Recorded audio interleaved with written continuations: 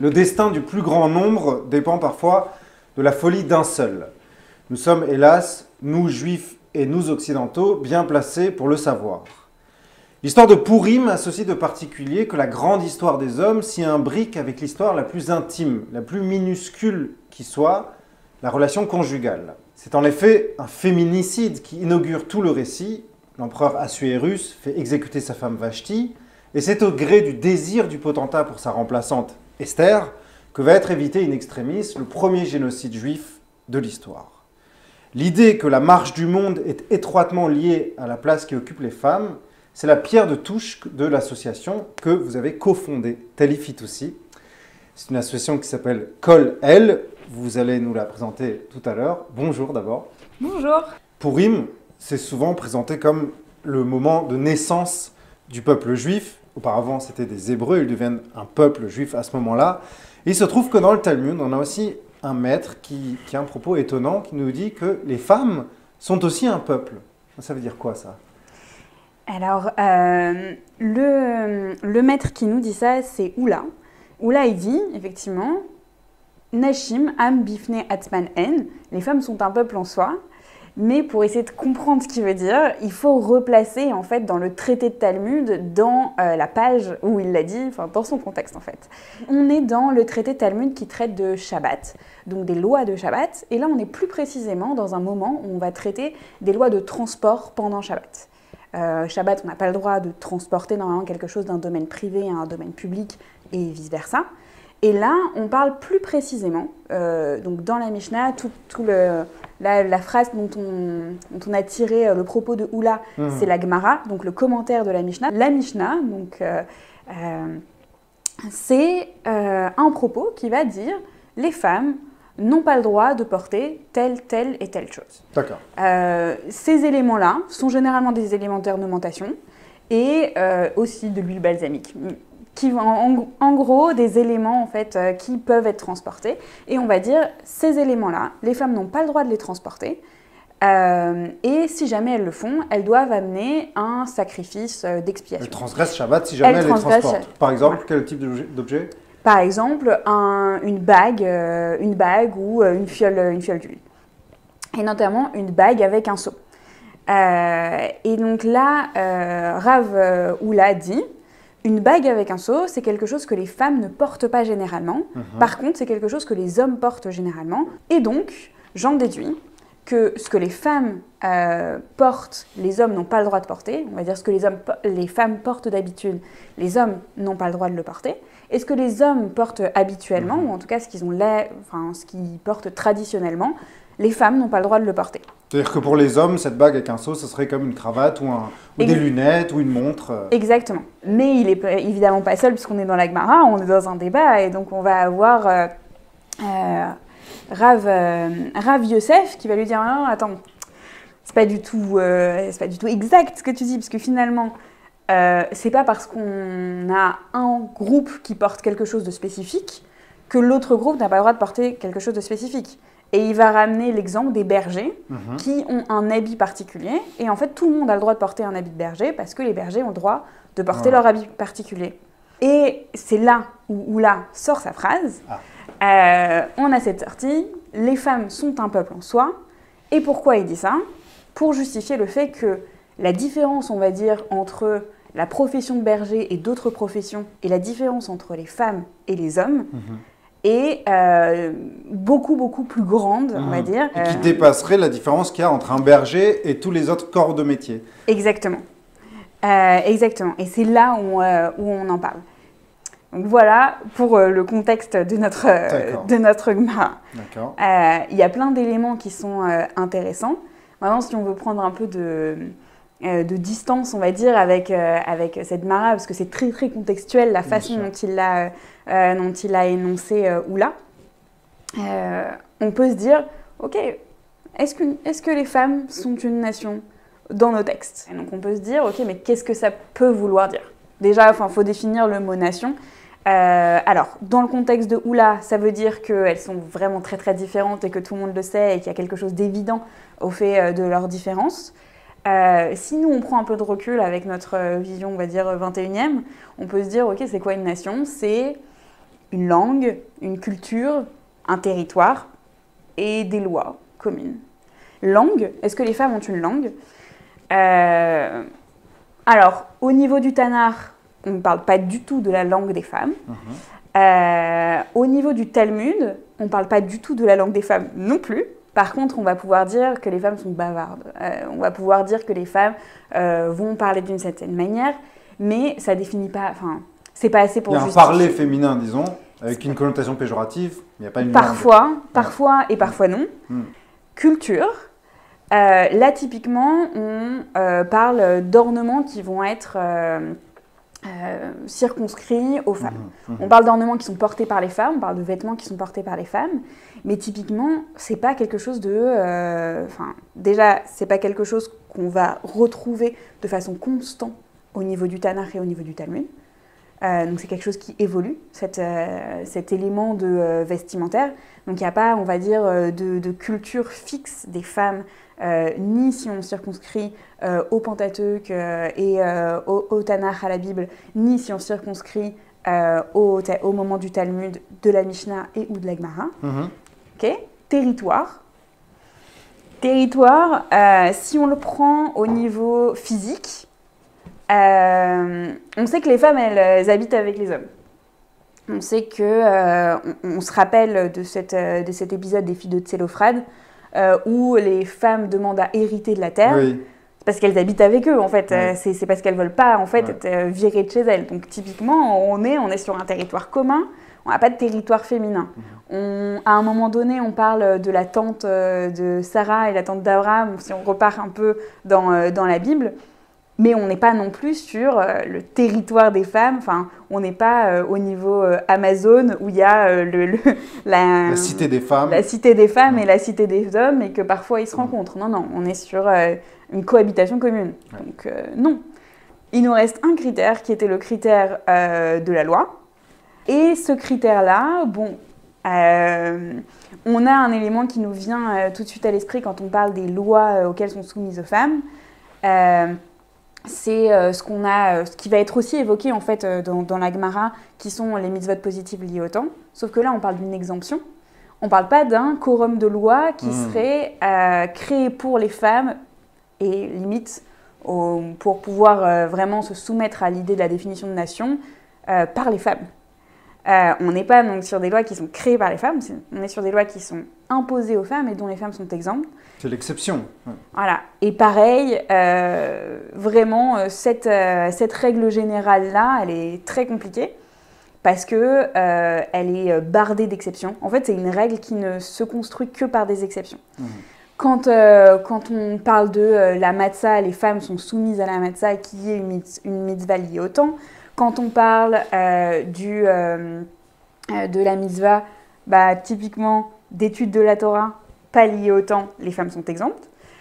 Et en fait, on peut continuer comme ça pendant très longtemps. Donc pareil, et là on peut dire que vraiment on a épuisé tous les éléments. On ne peut pas dire que les femmes sont une nation en soi, en tout cas dans la définition contemporaine du mot nation. Difficile à dire, en tout cas ma conclusion c'est que, bon, elle sert ici métaphoriquement pour servir le propos de Oula dans la Gemara, mais si on essaye de l'étendre, si on essaye d'en faire un concept général, ou en tout cas si on essaye de le comprendre aujourd'hui, ça ne marche pas vraiment. Donc, il faut qu'on continue à réfléchir. On n'a pas épuisé ce propos le sens de ce propos, qui doit bien en avoir un, qui nous échappe actuellement. Est-ce qu'il y a un deuxième élément, un deuxième concept qu'on n'a pas défini qui a l'air évident pour tout le monde, en tout cas dans la Gemara, qui est le concept de Nashim, qui est le concept de femme. Alors justement, il y a des passages parfois étonnants, tellement ils résonnent fortement avec ce qu'on entend aujourd'hui. On a un passage du Talmud, traité Yevamot, que Abraham et Sarah, nos ancêtres, étaient Tumtum. Tumtum, c'est une catégorie talmudique. Il y a androgyne, l'hermaphrodite, qui a les deux genres ou sexes, vous allez nous dire, et Tumtum, c'est quelqu'un dont on ne connaît pas l'identité sexuelle. Alors, en vérité, il n'y a pas que Tumtum et androgyne, il y en a beaucoup plus. On peut dire que le Talmud va avoir une vision sexuelle. Il va définir les différents sexes à partir des organes génitaux et donc des facteurs sexuels secondaires qui vont être donc les poils, la barbe, le fait de pouvoir faire un jet avec son pipi ou pas, le fait d'avoir de la poitrine ou non, le fait d'avoir une voix rauque et la volonté du Talmud. On reste dans une volonté légaliste. Donc, on va définir ces éléments, on va dire, qui sortent des catégories principales qui vont être Zachar et Nekeva, Ishe Isha, hommes et femmes. Et on va avoir ces petites exceptions, des cas limites. Ces cas limites qu'on va essayer de définir pour essayer de les réintégrer dans le concept légaliste hommes et femmes. On peut essayer déjà de repartir sur toutes les définitions. Alors, je vais vous les citer. Donc, on avait Zachar, Nekeva, mais on a donc masculin-féminin. Masculin-féminin. Le Tumtum, on en parlait, c'est quelqu'un qui n'a pas encore développé ses caractéristiques sexuelles. Donc, on ne sait pas. C'est un non identifié. L'androgynos, qui est l'hermaphrodite, qui va avoir des caractéristiques sexuelles des deux sexes. On va avoir le saris, c'est quelqu'un qui va ne pas avoir, on va dire, de caractère sexuel de façon volontaire ou pas volontaire. Les eunuques, par exemple, rentrent dans la catégorie du saris. Et l'eilonite, qui va être potentiellement une femme et qui va développer des caractères féminins secondaires plus tard. Donc on a cette espèce de panel et on va essayer de réfléchir pour chaque élément du panel. Ok, mais alors dans quel contexte ils peuvent se marier? Dans quel contexte est-ce que justement ils sont ou pas soumis aux mitzvot positives liées au temps? Au commandement d'avoir des enfants, par exemple. Exactement. On va essayer de les replacer dans le contexte légaliste. Si on revient sur Abraham et Sarah, là le contexte c'est d'essayer de comprendre pourquoi est-ce qu'ils n'ont pas eu d'enfants tout de suite. Et là, on parle de Abraham et Sarah parce qu'on parle de à quel moment est-ce qu'on a le droit de briser un divorce pour cause d'infertilité. Et donc on va donner cette règle des 10 ans, en disant à partir de 10 ans, comme un homme est censé être soumis à la règle qui l'oblige à avoir des enfants, ou en tout cas il faut qu'il fasse cette mitzvah d'avoir des enfants, à partir de 10 ans d'un régime matrimonial où il ne réussit pas à faire cette mitzvah, il a le droit de donner le guet à sa femme et de se séparer d'elle en remplissant les règles du contrat. Donc il y a des moments où les termes du guet, l'argent par exemple qui est donné à sa femme saute parce qu'elle a fait une faute. Et donc là, c'est pas considéré comme une faute de la femme, mais c'est considéré comme une raison valable de divorce. Et donc Abraham aurait dû donner son guet à Sarah. Et donc voilà. Et la réponse, c'est, une des réponses en tout cas qu'on va essayer de donner, c'est t'inquiète, en fait, c'est pas parce que elle était stérile, c'est parce qu'ils étaient tumtumim. C'est parce qu'ils n'avaient pas développé leur caractère sexuel que, en fait, on ne commence pas à compter au même moment que d'un couple normal qui se marierait et qui pourrait avoir des enfants tout de suite. Et ça explique, on va dire, leur délai de non-divorce, quand bien même ils n'avaient pas encore d'enfants. Ça, c'est quand même un propos très fort parce que ça reconfigure quand même complètement la conception qu'on a, nous, de ce couple-là. C'est un couple à la sexualité, à l'identité sexuelle indéterminée. Est-ce que c'est pas une manière de dire aussi, et là pour le coup c'est très moderne, que homme et femme, on ne le naît pas, on le devient? Alors, on parle de caractère sexuel. Vraiment, il y a dans le Talmud cette espèce de surimpression du sexe et du genre, qui aujourd'hui est de plus en plus distendue, mais il y a cette surimpression-là. Donc quand on va définir les sexes, tous les sexes qu'on a définis là, on parle vraiment de quelque chose qui est physique, et ce quelque chose qui est physique va être lié, on va dire, au genre qu'on va leur donner, et là le genre va être compris par les catégories légales dans lesquelles on va les mettre.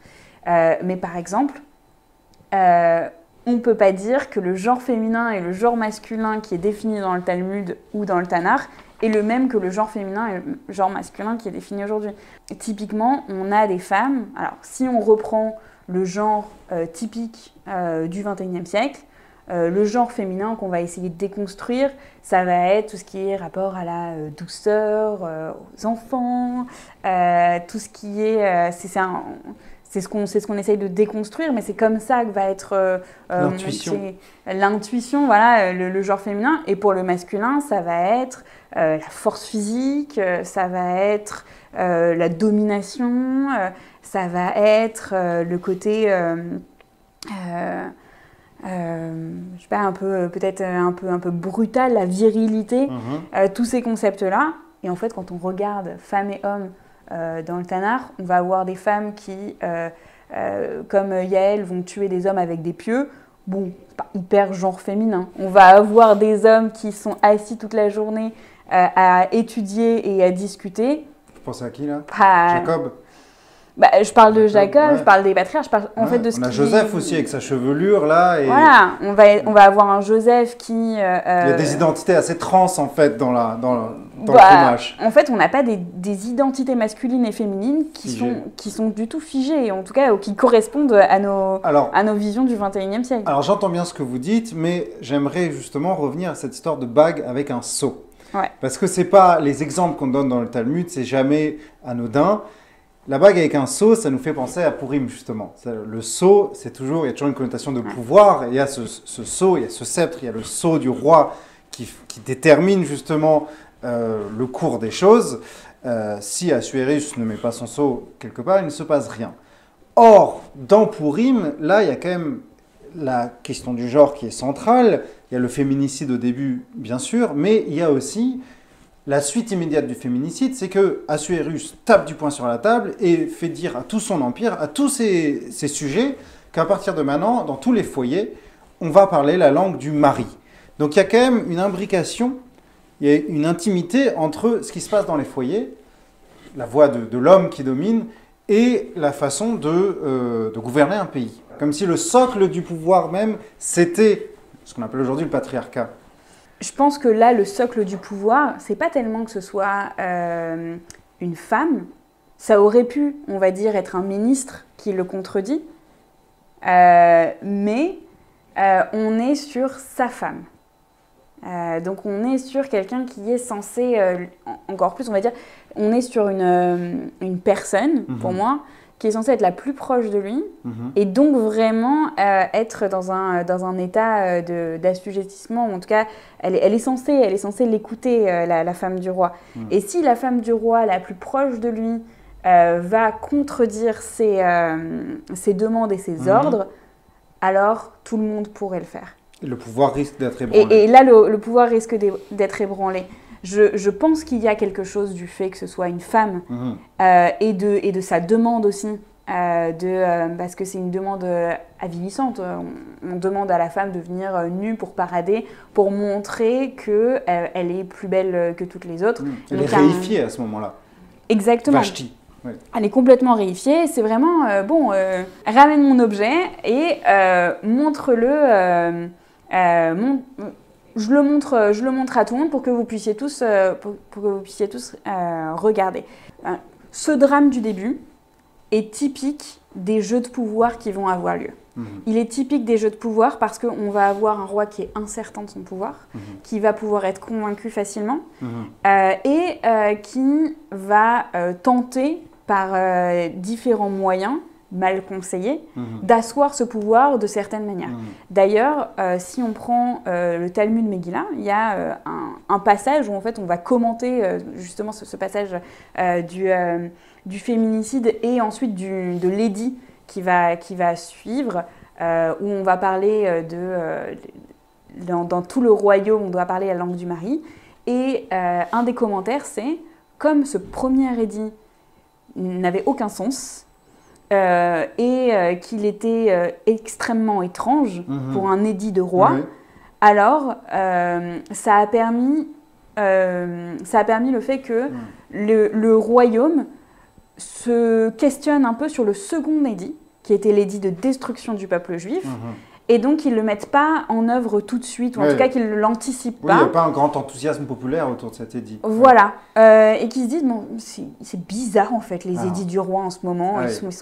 Ils sont pas... Et donc, c'est-à-dire que le premier édit renseigne sur le deuxième. Voilà. Et donc, il y a quand même une certaine méfiance. Le roi perd sa crédibilité en faisant cet édit au lieu de la renforcer, à l'inverse de ce que lui dit Aman. Et ça, pour moi, ça dit quelque chose en fait de... c'est pas justement fondé sur le patriarcat, ce pouvoir-là. On a justement la preuve inverse qui dit plutôt quand tu essayes d'établir ton pouvoir à travers le patriarcat, à travers la réification d'une femme, mais qui pourrait s'étendre en fait à tous tes sujets. En tout cas, si tu essayes d'imposer ton pouvoir par la force et que ton respect, tu ne le dois que à ton pouvoir et à ton pouvoir meurtrier, alors en fait, tu perds ton pouvoir. Et alors tout ça est d'autant plus intéressant puisque à la fin du récit, on va avoir aussi un rapport de force, mais cette fois de notre côté, du côté juif, entre Esther et le reste du peuple juif, et ses représentants les plus nobles, les sages. Alors ça, c'est le commentaire talmudique sur la Megillah qui nous raconte, et il y a quelque chose dans le texte qui laisse entendre ça, qu'il y a toute une négociation entre Esther et les rabbins, pour qu'Esther s'impose finalement et impose ce récit et impose le rouleau qui porte son nom dans le canon biblique. Là, c'est pas passé comme une lettre à la poste non plus. Elle va discuter avec les sages par 2 fois sur cette canonisation. La première fois, elle va dire « Zirhouni les Dorot », faites en sorte que les générations se rappellent de moi. Et la deuxième fois, elle va dire « Kitvouni les Dorot », écrivez-moi pour les prochaines générations. À chaque fois, elle va avoir des retours des sages qui vont dire « En fait, on ne peut pas, parce que tu comprends, si on commence à raconter cette histoire-là, tout le monde va devenir antisémite parce que on met en avant le fait qu'en tant que juif, on a réussi. » Et elle va lui dire « Mais en fait, non, parce que tout le monde le sait. En fait, il n'y a que vous qui ne m'ont pas encore canonisé. » Puisque les rois de Médie et les rois de Perse parlent de moi, et les peuples de Médie et les peuples de Perse parlent de moi. Et en fait, tout le monde a inscrit mon histoire, il ne reste plus que vous. Reconnaissez-moi. Et les sages vont dire, bon ok. Il y a une résistance en tout cas, il y a une résistance à Esther. Il y a une résistance, mais je trouve qu'il y a une résistance aussi qui est saine. On ne canonise pas n'importe quel texte, n'importe comment.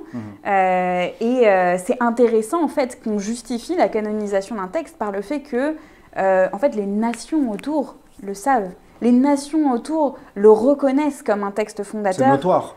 C'est notoire, et ça pose la question de qui va définir, en fait, l'importance d'une histoire.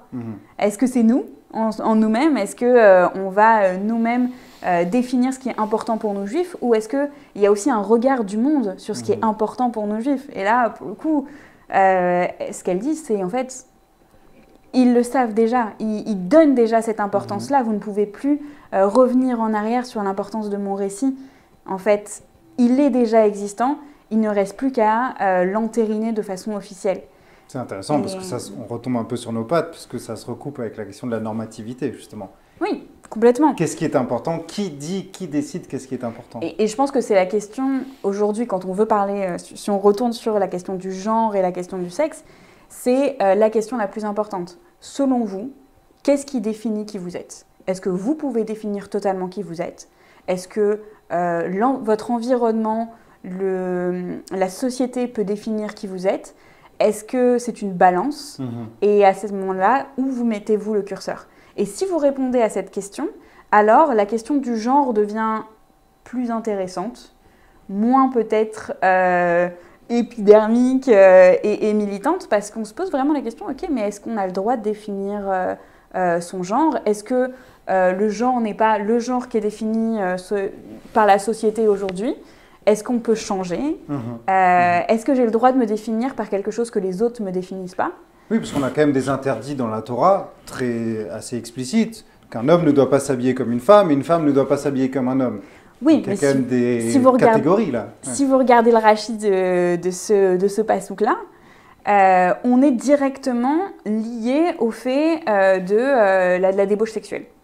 Si on regarde le Rashi il dit directement, c'est pas vraiment les habits, c'est s'habiller pour avoir des relations sexuelles illicites d'un côté ou de l'autre. C'est-à-dire le travestissement comme porte ouverte à des relations sexuelles. À la débauche. On n'est pas sur le vêtement d'homme et le vêtement de femme.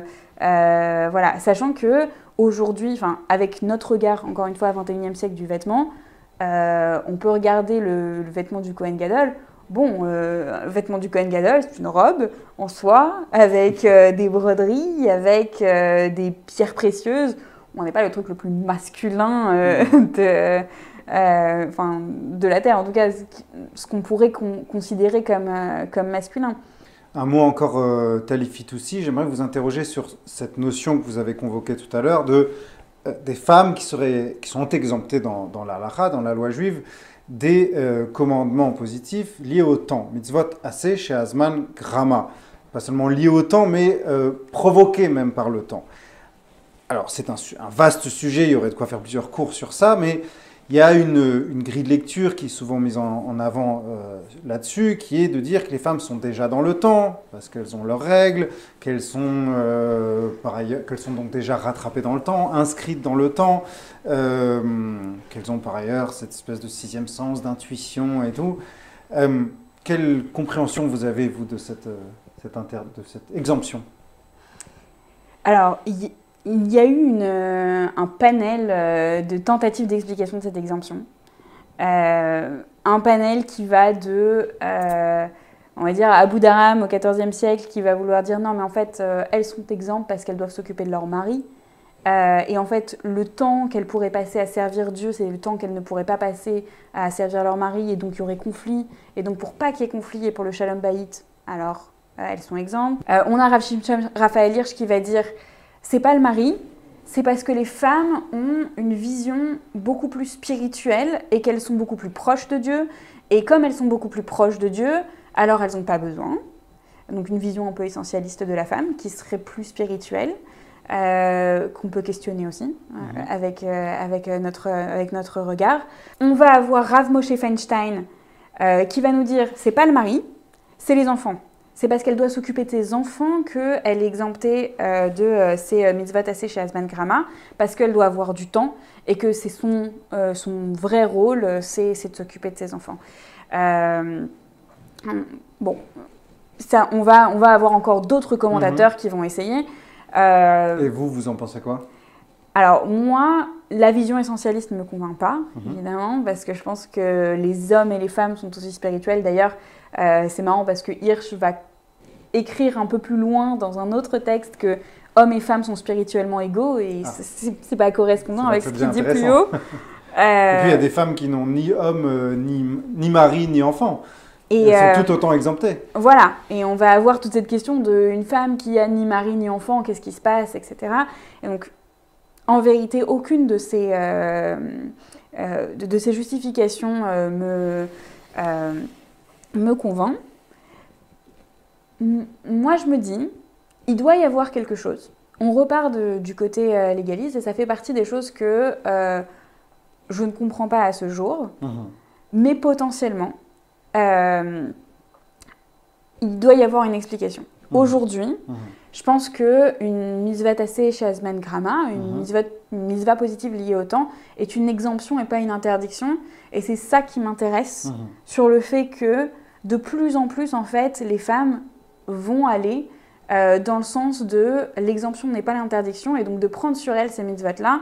Et ça, je trouve qu'il y a quelque chose d'intéressant. Là, je trouve qu'il y a quelque chose de la réappropriation, en fait, de ce temps qui nous a été donné et du choix qu'on peut faire à partir de là. Typiquement, quand j'étudie la Torah, je me dis, non seulement c'est quelque chose que je ne suis pas obligée de faire, mais en plus c'est un choix. Et de la même manière que quand on choisit quelque chose qu'on aime et qu'on va s'investir dedans, je trouve ça d'autant plus beau, en tout cas pour moi en tant que femme, de pratiquer ces mitzvot-là. Et alors la mitzvah la plus emblématique, justement, dont les femmes sont exemptées, mais auquel l'accès n'aurait pas interdit, c'est l'étude de la Torah. Et dans ce cadre-là... Qui n'est pas une mitzvah positive liée au temps.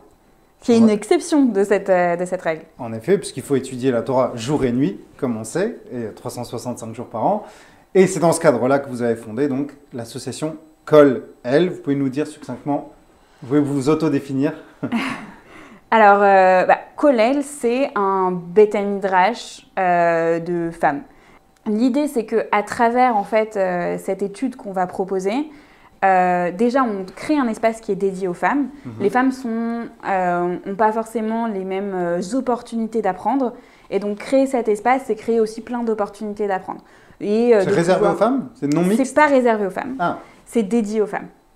On va créer un espace qui va leur permettre de reprendre les bases, de pouvoir poser toutes leurs questions, de pouvoir étudier des éléments sur lesquels on leur avait fait étudier, mais sans les textes. Typiquement, des éléments comme Tniout, comme Nida, des choses qu'on étudie rarement avec des textes, où on prend juste une liste de lois et on ne va pas plus loin sur ok, mais alors, Tachles, si on rentre dans le vif du sujet, d'où viennent les lois, de quel verset, qui l'a dit, comment est-ce qu'elles ont évolué, etc. C'est ça qu'on essaye de faire. On n'étudie pas seulement des éléments féminins, on étudie vraiment la Gemara sur des traités qui n'ont rien à voir avec les femmes, parce que l'idée, c'est vraiment d'étudier. Mais on va toujours avoir, on va dire, on a fait 50-50 par exemple dans le programme de Col-El. On fait 50% des éléments qui sont liés aux femmes, 50% des éléments qui ne sont pas liés aux femmes. Donc, Col-El, il y a ce gros pilier d'études, c'est le pilier principal. À côté de ça, on va avoir des corrélats qui vont être par exemple le magazine. Sur Instagram, on a un magazine où c'est de l'étude, on va dire, à plus petite échelle. C'est des petits cookies d'études qu'on peut aller piquer dans le temps. Et c'est aussi une communauté.